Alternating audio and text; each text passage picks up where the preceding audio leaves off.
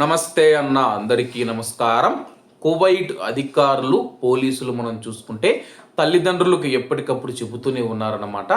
పిల్లలు ఎవరైతే ఉండారో 15-16 సంవత్సరాల పిల్లలు ఎవరైతే ఉండారో దయచేసి వాళ్ళ చేతికి వాహనాలు ఇవ్వకండి. వాళ్ళ వాహనాలు తీసుకుని రోడ్లపైకి రావడం వల్ల వాళ్ళ ప్రాణాలతో పాటు ఇతరుల ప్రాణాలకు కూడా ప్రమాదం ఉందని చెప్పేసి, అలాగే ఇలా అనేక రోజుల నుంచి అయితే ప్రచారం చేస్తూ ఉన్నారు, తల్లిదండ్రులకు తెలియజేస్తూ ఉన్నారు.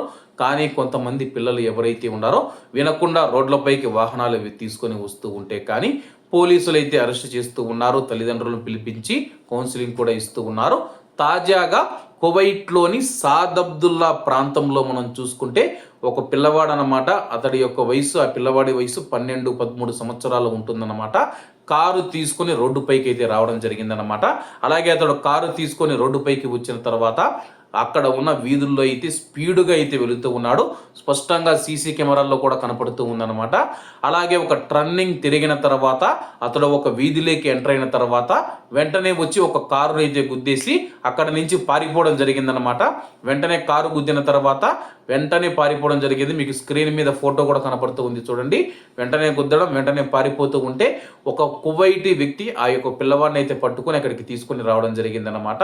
ముఖ్యంగా ఇక్కడ విషయం ఏంటంటే కానీ ముఖ్యంగా వీధులలో చిన్న పిల్లవాళ్ళు ఆడుకుంటూ ఉంటారు.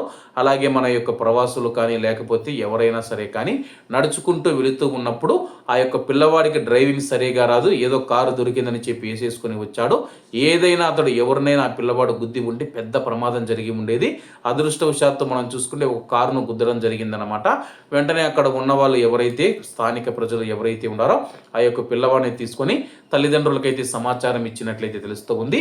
ప్రస్తుతం ఈ వీడియో సోషల్ మీడియాలో వైరల్గా మారింది. పోలీసులకు కూడా సమాచారం అందడంతో పోలీసులు కూడా దర్యాప్తు ప్రారంభించినట్లయితే మనకు తెలుస్తూ ఉంది. కాబట్టి ముఖ్యంగా వీధులలో మరియు అలాగే బయట ఎవరైనా మన డ్రైవర్ అన్నలు ఇటువంటి పిల్లలు ఎవరైతే ఉన్నారో, ముఖ్యంగా పిల్లనాయాలు ఎవరైతే ఉన్నారో డ్రైవింగ్ చేస్తూ వాళ్ళకే మొత్తం డ్రైవింగ్ వచ్చినట్టుగా ఫీల్ అయ్యి రోడ్లపైకి వస్తూ ఉన్నారు. ఇటువంటి వారి పట్ల చాలా జాగ్రత్తగా ఉండాలని కోరుకుంటూ అందరూ బాగుండాలి, అందులో మనం ఉండాలి. అందరికీ నమస్తే అన్న, జై హింద్.